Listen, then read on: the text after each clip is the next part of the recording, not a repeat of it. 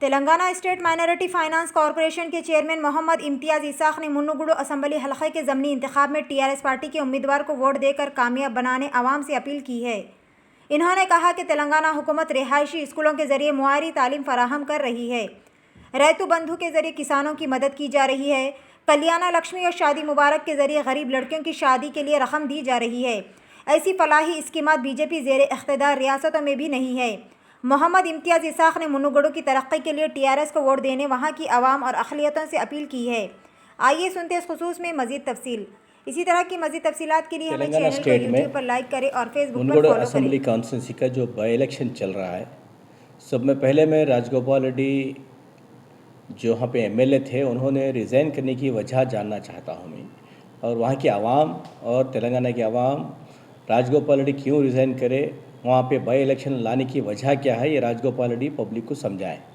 दूसरी बात, राजगोपाल रेड्डी एक तरफ जो है बीजेपी में ज्वाइन होने की भी वजूहत क्या है वो भी बताएं कि सारे सोशल मीडिया पे सारे चीज़ों में ये पता चल रहा है कि राजगोपाल रेड्डी को 20,000 करोड़ का रोड का टेंडर देने के कंडीशन पे ही वो बीजेपी में ज्वाइन हुए।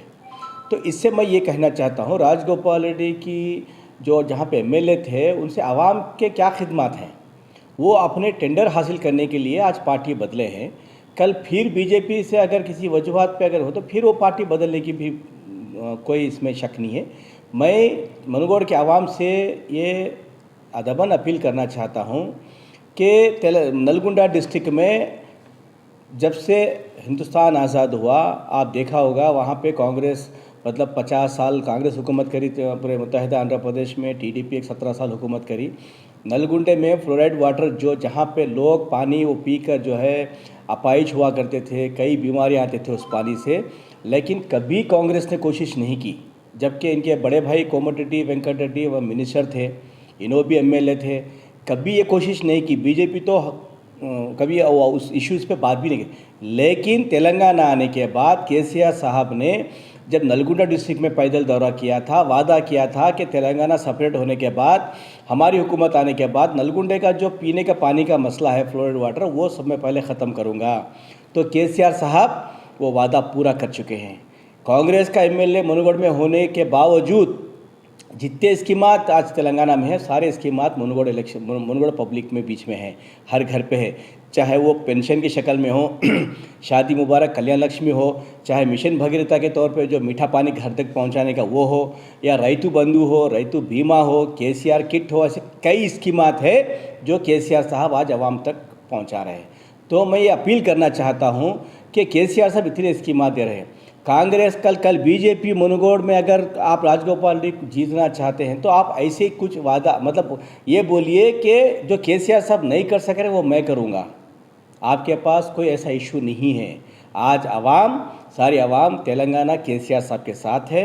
आप देखेंगे बहुत बड़ी मेजॉरिटी से टीआरएस वहाँ पे जीतेगी, क्योंकि केसीआर साहब ये चाहते हैं कि जहाँ पे अगर दूसरा एमएलए भी अगर जीता है तो आवाम में कोई तरफ से है। तो मुन्नुगुडु की आवाम से मैं अपील करना चाहता हूँ कि आप आज देखिए, ये लोग वो वादे करने के लिए आ रहे हैं, लेकिन केसीआर साहब ने कभी कोई वादा नहीं किया। बिना वादे के आपके बच्चों को पढ़ाने के लिए जो है स्कूल्स खोल रहे हैं, रेसिडेंशियल स्कूल्स। आज देखिए आप 1000 के ऊपर 6 से 7 साल के दौर में 1000 के ऊपर रेसिडेंशियल स्कूल्स खोले गए। पिछले 70 साल में स्कूल्स नहीं खोले गए। आपके बच्चों को पढ़ाने की जो है केसीआर साहब कोशिश कर रहे हैं। आपके बच्चों की शादी करवा रहे हैं केसीआर साहब, आपको मीठा पानी दे रहे हैं। पहले कांग्रेस के दौर में सिर्फ हर मतलब जितने भी बच्चे हो सिर्फ 20 किलो चावल दिया जाता था, अगर वो घर में 10 बच्चे भी रहो, 15 बच्चे भी रहो या 6 बच्चे भी रहो।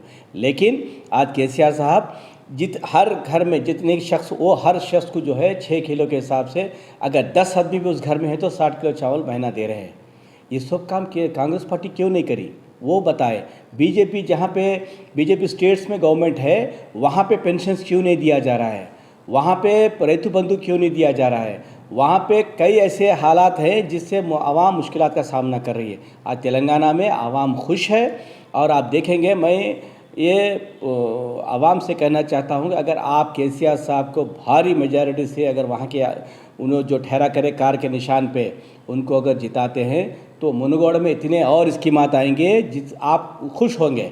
तो मैं आपसे अपील करता हूं फिर एक बार केसीआर साहब को आप ताकतवर बनाएं, क्योंकि हिंदुस्तान की सियासत में अब केसीआर साहब की ज़रूरत है। मुनगोड़ में ऐसी मेजॉरिटी देंगे कि ताकि नरेंद्र मोदी और अमित शाह की कुर्सी हिल जाए। मैं अपील करता हूं मुनगोड़ के पब्लिक से, केसीआर साहब का साथ दें, कार के निशान को वोट दें। खुदा हाफिज़।